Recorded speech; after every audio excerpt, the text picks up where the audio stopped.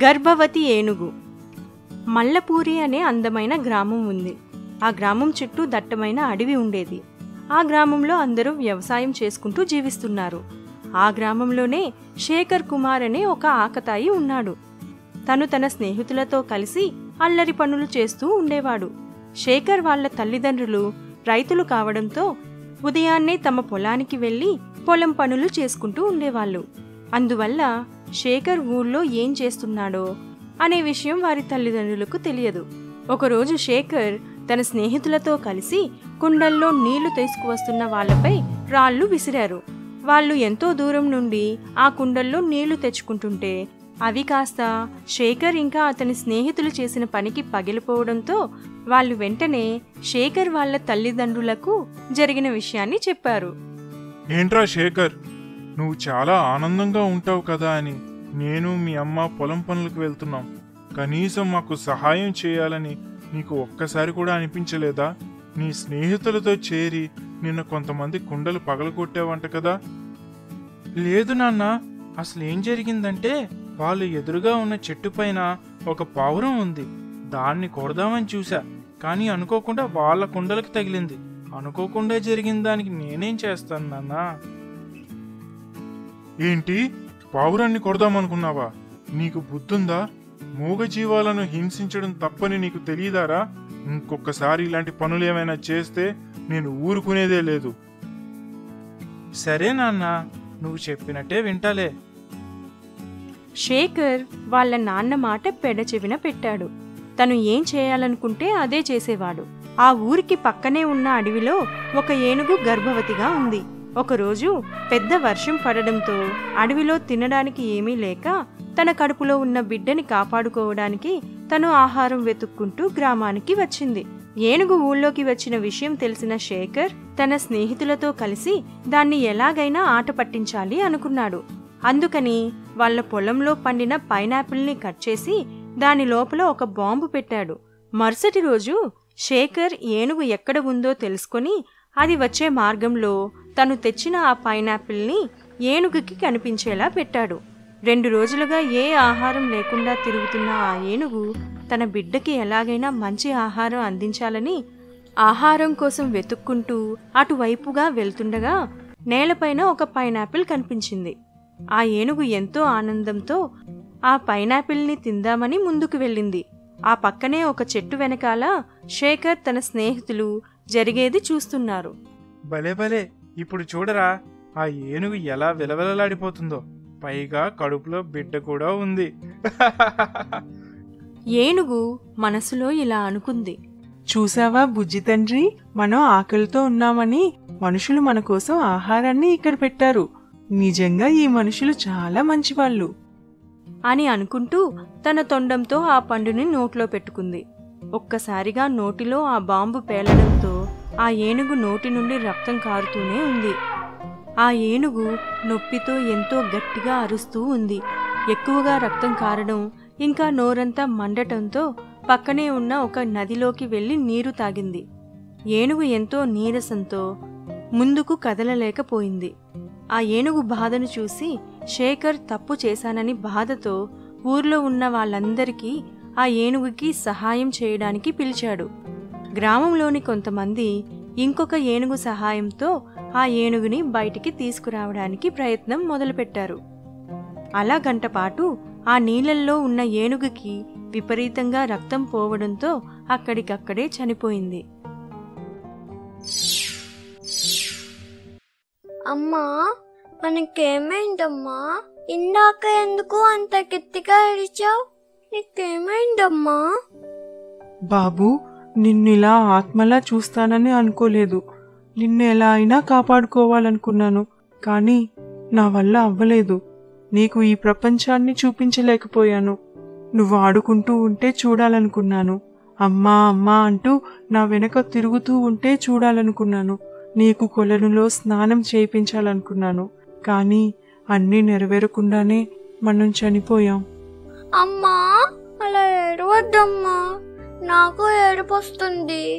అమ్మా, అయినా నేను నీతోనే ఉన్నాను కదా, అది నాకు చాలమ్మా.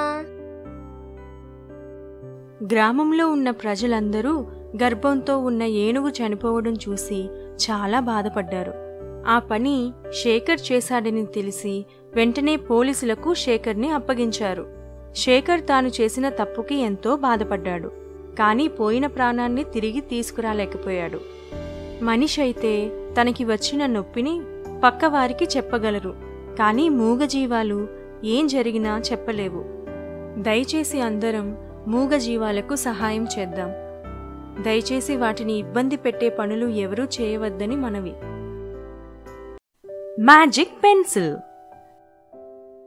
రాజశేఖర్ చిన్న పూరి గుడిసెలో జీవిస్తున్నాడు. తన తల్లిదండ్రులు ఇచ్చిన ఆస్తి అదొక్కటే. తనకి ఊహ తెలిసేలోపే వాళ్ళు తనని విడిచి అందరానంత దూరంగా వెళ్ళిపోయారు. అప్పటి నుండి తను వాళ్ళింట్లో వీళ్ళింట్లో దొరికిన పని చేస్తూ వాళ్ళు పెట్టింది తింటూ పెరిగి పెద్దవాడయ్యాడు. శేఖర్కి 20 సంవత్సరాలు నిండేసరికే తనకి ప్రతి విధమైన పనిపైన అవగాహన వచ్చేసింది. కానీ తన జీవితాన్ని మార్చేంత గొప్ప పని ఏది తనకి దక్కలేదు. ప్రస్తుతం ఒక హోటల్లో సర్వర్గా పనిచేస్తున్నాడు. అందరికీ శేఖర్ ఒక పనివాడిగానే తెలుసు, కానీ ఎవరికీ తెలియని కోణం ఇంకొకటి ఉంది. ఈ పెయింటింగ్ నేను ఊహించిన దానికంటే చాలా అద్భుతంగా వస్తుంది. ఈ సంవత్సరం జరిగే ఆర్ట్ గ్యాలరీలో ఈ పెయింటింగ్కి ఖచ్చితంగా చోటు దొరకాలి. అప్పుడే నా ఆశలన్నీ నెరవేరుతాయి. శేఖర్ తను పని చేసుకుంటూనే ప్రభుత్వ పాఠశాలలో 10వ తరగతి వరకు చదువుకున్నాడు. తనకి తెలియకుండానే చిన్నతనం నుండి తనకి పెయింటింగ్ పట్ల ఆసక్తి ఉంది. తను చదువుకుంటూనే చిన్న చిన్న చిత్రాలు గీసేవాడు. తను 10వ తరగతిలో ఉన్నప్పుడు టీచర్స్ డేకి సర్వేపల్లి రాధాకృష్ణన్ చిత్రాన్ని గీశాడు. దానికి తన స్నేహితులు, ఉపాధ్యాయులు ఎంతగానో ప్రశంసించారు. కానీ ఆ తర్వాత తన చదువు సాగలేదు. ఎందుకంటే ఈ లోకంలో చాలా విషయాలు డబ్బుతోనే ముడిపడి ఉన్నాయి. తన పొట్టకూటి కోసం ఏదో ఒక పని చేసుకుంటూ తన జీవనం సాగించేవాడు. కానీ తనకి తెలిసిన కళను మాత్రం వదలలేదు. ఒకరోజు తను గీసిన చిత్రాలన్నిటినీ పట్టుకొని తన సిటీలో ఉన్న ఆర్ట్ మ్యూజియంకి వెళ్ళాడు. అక్కడికి చాలా మంది పెద్ద పెద్ద కారుల్లో వచ్చి వెళ్తున్నారు. ఆ మ్యూజియం గేట్ దగ్గర ఉన్న సెక్యూరిటీ గార్డ్ తనని లోపలికి అనుమతించలేదు. ఏంటి సరాసరి లోపలికి వచ్చేస్తున్నావు? చూసావా ఈ మ్యూజియం ఎంత పెద్దదో? ఇక్కడికి వచ్చే వాళ్ళందరూ కారుల్లో వస్తారు. పో, ఇక్కడి నుంచి పో. అన్నా అన్నా ప్లీజ్ అన్నా, ఒక్కసారన్నా లోపలికి వెళ్ళి వచ్చేస్తాను ప్లీజ్ అన్నా. నిన్ను లోపలికి పంపానని మా సారికి తెలిస్తే నా ఉద్యోగం పోతుంది. వెళ్ళవయ్యా బాబు, వెళ్ళు. పొద్దున్నే వచ్చి నస పెడుతున్నావు. వాళ్ళు అలా వాదించుకుంటూ ఉండగా ఒక పెద్ద కార్ వచ్చి ఆగింది. కారు లోపల నుండి ఒక ఆయన కిందకు దిగాడు. ఏయ్ సెక్యూరిటీ, ఏంటి గొడవ? ఇవాళ జరిగే ఎగ్జిబిషన్ కి అందరూ పెద్ద పెద్ద వాళ్ళు వస్తున్నారు. ఇలాంటి చీప్ ఫెలోస్ ని లోనికి రానివ్వకు. Sir sir sir please sir, ఒక్కసారి నేను వేసిన ఈ పెయింటింగ్ చూడండి సార్ ప్లీజ్ సార్. నేను చాలా బాగా పెయింటింగ్ వేస్తాను సార్. ఇదిగోండి సార్, కావాలంటే ఒక్కసారి చూడండి సార్. సెక్యూరిటీ, వెంటనే విని బయటికి తోసే. మాటలతో చెప్తుంటే అర్థం కావట్లేదు. ఎక్కడి నుండి వస్తారో ఇలాంటి సిగ్గు లేని వాళ్ళు. వద్దంటే విసిగిస్తున్నాడు. వాణ్ణి వాడి చెత్తని లాగి పడేయండి. శేఖర్ని బయటకు నెట్టి తను గీసిన పెయింటింగ్స్ ని పక్కకు విసిరేశాడు. శేఖర్ వాటన్నిటినీ తీసుకొని తన ఇంటికి వెళ్ళిపోయాడు.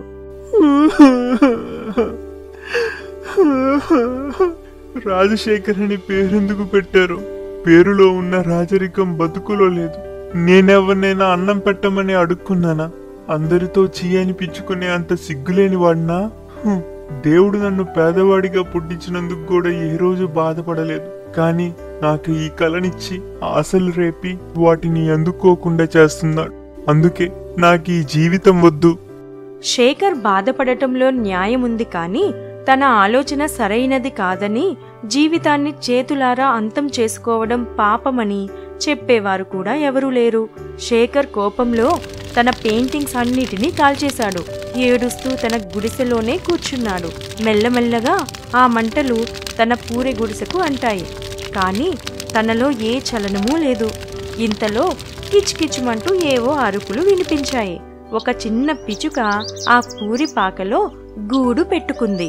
అది ఎటూ ఎగరలేక అరుస్తూ ఉంది. శేఖర్ దానివైపు జాలిగా చూశాడు. నాకు ఎలానో బతకాలని లేదు. కానీ నా కోసం నువ్వు బాధపడడం నాకు ఇష్టం లేదు. ఆగు, వస్తున్నా. అంటూ శేఖర్ వెళ్ళి ఆ పిచ్చుకను తన చేత్తో పట్టుకుని కష్టపడి ఎలాగోలా తన గుడిసె బయటకు వచ్చాడు. తన కళ్ళ ముందే తన ఇల్లు మొత్తం కాలిపోయింది.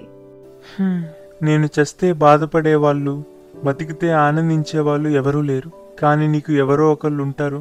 వెళ్ళు, మీ వాళ్ళ దగ్గరికి వెళ్ళు అంటూ ఆ పిచ్చుకను గాల్లోకి వదిలాడు. తను చూస్తుండగానే ఆ పిచ్చుక అందమైన ఫేరీగా మారింది. నేను ఒక దేవకన్యను. శాపం వల్ల ఒక పిచ్చుకగా మారిపోయాను. నా ప్రాణాన్ని కాపాడి నన్ను శాప విముక్తురాల్ని చేశావు. ఇదిగో నా నుండి ఈ కానుక తీసుకో. ఏంటిది, పెన్సిల్లా ఉంది? అవును, పెన్సిలే, కానీ మ్యాజిక్ పెన్సిల్. రోజు నీ పెయింటింగ్స్ చూస్తూనే ఉన్నాను. అవి ఎంతో అద్భుతంగా ఉన్నాయి. ఈ మ్యాజిక్ పెన్సిల్ నీకు ఎప్పుడు ఏ రంగు కావాలని ఆలోచిస్తావో ఆ రంగులోనే రాస్తుంది. తీసుకో, ప్రాణం ఎంతో విలువైంది. సంతోషంగా జీవించు. నువ్వు కోరుకుంది తప్పకుండా నువ్వు పొందుకుంటావు అని చెప్పి ఆ చిన్న ఫెయిరీ అక్కడి నుండి ఎగిరి వెళ్ళిపోయింది. పూర్తిగా కాలిపోయి ఉన్న తన ఇంటిని చూసి శేఖర్ బాధపడ్డాడు. ఇంకెప్పుడూ కోపంలో తనకు కలిగిన వాటిని దూరం చేసుకోకూడదని నిర్ణయించుకున్నాడు. మళ్ళీ అదే స్థానంలో కొత్తగా పూరిళ్లు వేశాడు. హోటల్లో పనిచేస్తూనే ఖాళీ సమయంలో తనకి నచ్చిన చిత్రాలు గీసేవాడు. ఆ దేవకన్య ఇచ్చిన మ్యాజిక్ పెన్సిల్ తో అద్భుతమైన చిత్రాలు గీశాడు. సాయంత్రం పూట ఫుట్ పాత్ పైన తన పెయింటింగ్స్ ని ప్రదర్శించేవాడు. ఎంతో మంది వాటిని ఇష్టపడి కొనుక్కెళ్లేవారు. అలా ఒకరోజు ఒక ఆవిడ శేఖర్ గీసిన చిత్రాలను చూసింది. ఇంత అద్భుతమైన పెయింటింగ్స్ నా జీవితంలోనే చూడలేదు. వీటిలో జీవం ఉట్టిపడుతుంది అంటూ ఆ పెయింటింగ్స్ ని చూస్తూ చాలాసేపు నిలబడిపోయింది. మరుసటి రోజు ఫుట్పాత్ పక్కన ఒక కార్ ఆగింది. ఒక ఆయన గబగబా కార్ దిగి శేఖర్ దగ్గరకు పరుగున వచ్చాడు. అతను శేఖర్ ని గెంటేసిన ఆర్ట్ మ్యూజియం మేనేజర్. సార్ నేను ఆర్ట్ మ్యూజియం మేనేజర్ని సార్. మా బాస్ మీ పెయింటింగ్స్ ని చూసి చాలా ఇంప్రెస్ అయ్యారు. మీరు మీ పెయింటింగ్స్ ని మా మ్యూజియంలో ప్రెజెంట్ చేస్తే మీకు కావలసినంత డబ్బు ఇస్తాం సార్. దయచేసి ఒప్పుకోండి, లేకపోతే మా మేడం నన్ను ఉద్యోగం నుంచి తీసేస్తారు సార్. శేఖర్ ని ఆ మేనేజర్ గుర్తుపట్టకపోయినా శేఖర్ కి ఆ మేనేజర్ అన్న ప్రతి మాట గుర్తుంది. కానీ నవ్వుతూ ఒప్పుకున్నాడు. ఆ మ్యాజిక్ పెన్సిల్ తో గీసిన ప్రతి చిత్రాన్ని ఆర్ట్ గ్యాలరీలో ప్రదర్శించాడు. తన కళను ప్రపంచమంతా గుర్తించింది. గొప్ప పేరు సంపాదించాడు. అందుకే ఏ కళను డబ్బుతో ముడిపెట్టకండి. ఎవరిలో ఏ ప్రతిభ ఉండాలో నిర్ణయించేది దేవుడు. ప్రతి కళను గౌరవిద్దాం, కళాకారులను ఆదరిద్దాం.